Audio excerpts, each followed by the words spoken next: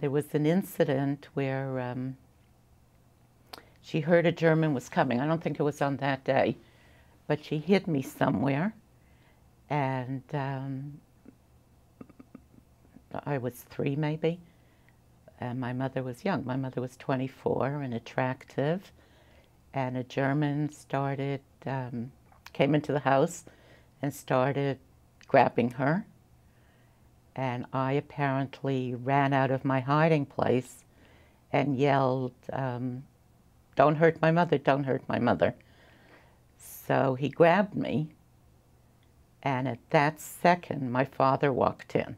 I mean, the odds of that. So, you know, I don't know how you explain that, but he could have come in 20 minutes afterwards and the whole scenario would have been different.